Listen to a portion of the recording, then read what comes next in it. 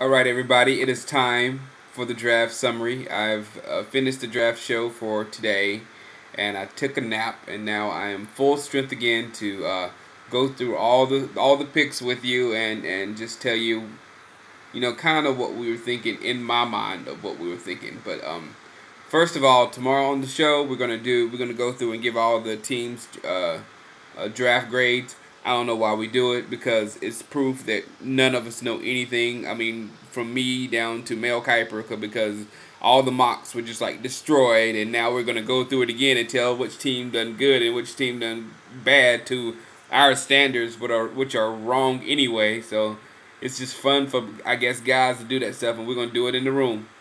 So we'll do that tomorrow morning, and then we'll go through all these picks individually.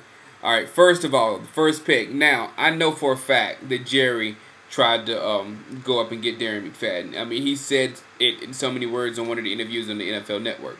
But, like I was saying in all my little eventualities of getting Darren Mcfadden, I was saying that if he drops down past 6, and my hope was he was going to drop past 6 and further down, and then we'll do something.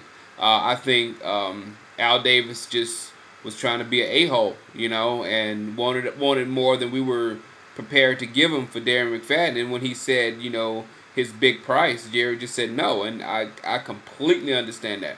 I wanted Darren McFadden with everything I could, but if it wasn't possible for us to get him, then it wasn't possible for us to get him. In this situation, it was not possible for us to give up enough to get anywhere in that top 5.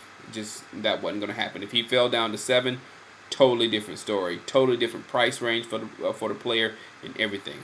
All right, now that's Oakland's problem with all that money they're spending on running backs and all that money they're spending on corners, and that's their problem.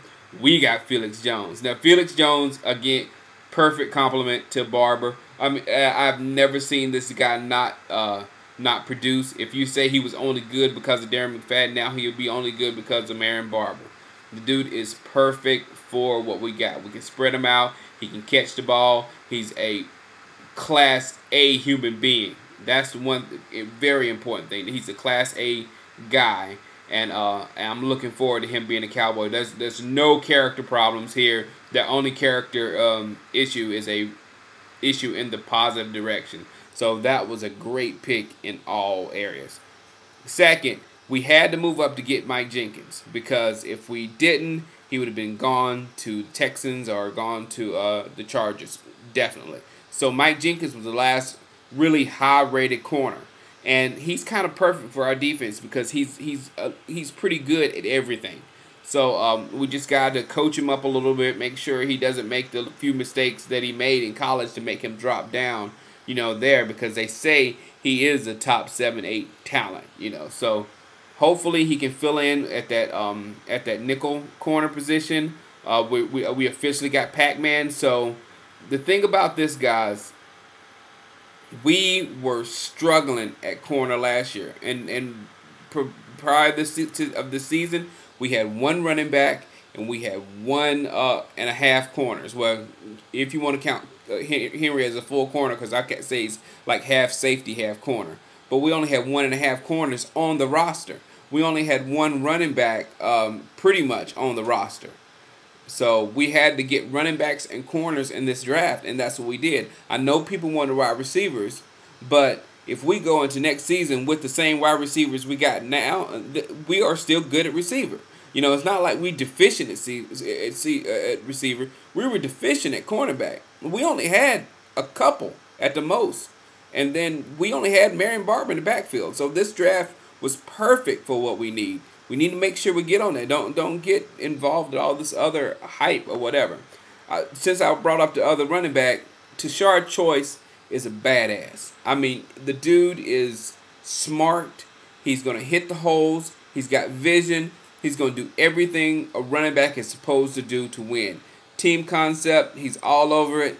I love it. And I can see a 3-headed monster at the running back position. And because mainly they're on all these 3 guys, they're all team guys. Marion Barber, team guy. Tashard Choice, team guy. Felix Jones, team guy. all three of them. If you get three guys that buy into the team concept and they're running the ball, they're going to eat you alive. And I'm telling you, Tashard Choice can be everything that Marion Barber did in that 4th round pick. So keep an eye on him. Orlando's Scandrick, another corner. He's fast, 4.32 or something like that. So we've got another corner. We got another corner to battle ball out for that 4th corner. And I like the pick, and I like to pick a lot because he has made a lot of dividends on special teams in the college level. So I think he blocked a few kicks or something like that. So we might have another special teams person, which, you know, we're going to need after Keith Davis left. And then the last pick, Eric Walton. I really hadn't done much research on him because that last pick in the draft is almost like a free agent or a rookie free agent. So I'm going to see what we sign tomorrow.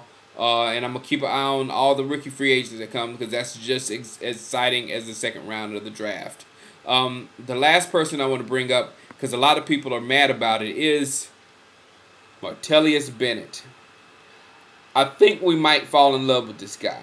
If this guy has some talent, I think we all are going to be wow. I think this could be a wow dude. You know what I'm saying? Because he's in the mold of an Antonio Gates. If you see some of the videos here he has on YouTube him.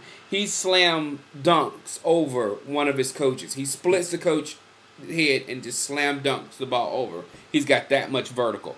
He's a athletic freak. And if you got a big guy like that coming across the middle that's got hops like that, and you got Jason Witten on the other side, that's a totally different two tight end set than Fasano and Witten. Fasano wasn't going too much farther after he caught the ball. That's pretty much why, you know, he probably got shipped out of Dallas because of that catch or whatever. People were down on him. But this guy, he can catch the ball and he can run. You know, he can go and he can stretch the field at the tight end position. I love it. I really, really, really, really love it. So it was a solid draft for us. I give us a nice grade. Like I said, I'll grade them all tomorrow during the show. Me and the people who come into the room. But I'm going to bed tonight really feeling good about our football team after a draft, which is okay. We have no more deficiencies.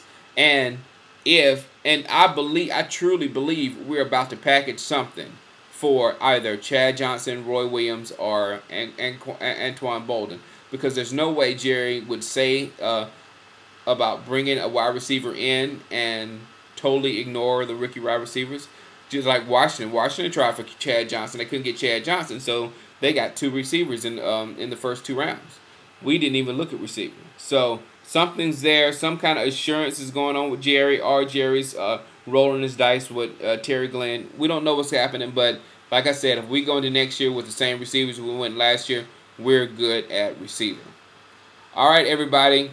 See you. The people that come to the room in the morning, see you. Like I said, we'll do a DC Fanatic podcast too. All right. Holla. Peace.